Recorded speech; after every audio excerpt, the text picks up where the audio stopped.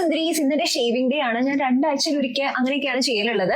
ഇതാണ് എന്റെ പണി സാധനങ്ങൾ. അപ്പൊ നമുക്ക് തുടങ്ങിയാലോ. ഫസ്റ്റ് തന്നെ ഈ ന്യൂഡ് പെൻസിൽ വെച്ചിട്ട് ഞാൻ ഒരു ഔട്ട്ലൈൻ ചെയ്ത് കൊടുക്കുന്നുണ്ട് കേട്ടോ. നമ്മുടെ സാധാരണ ബ്ലാക്ക് കാജൽ വെച്ചിട്ട് ചെയ്താലും മതി. ഇനി കുറച്ച് മോയ്സ്ചറൈസർ എടുക്കുക.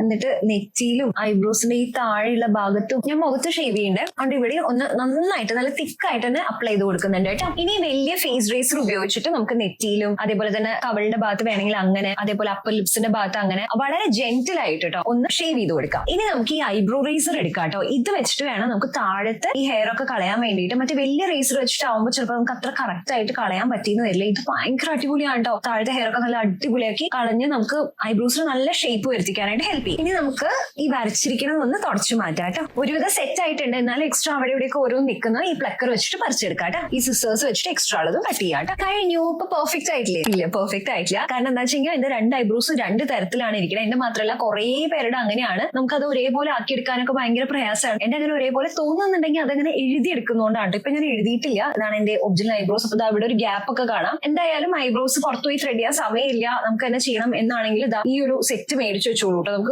ഒരു 4-5 പ്രാവശ്യമെങ്കിലും ചുരുങ്ങിയത് യൂസ് ചെയ്യാവുന്നതാണ്. അധികം വിലയൊന്നുമില്ല. 100 രൂപയ്ക്ക് നമുക്ക് 3 എണ്ണത്തിന്റെ സെറ്റ് ഒക്കെ കിട്ടും. പ്രോഡക്റ്റ് ടാഗ് ചെയ്തിട്ടുണ്ട്.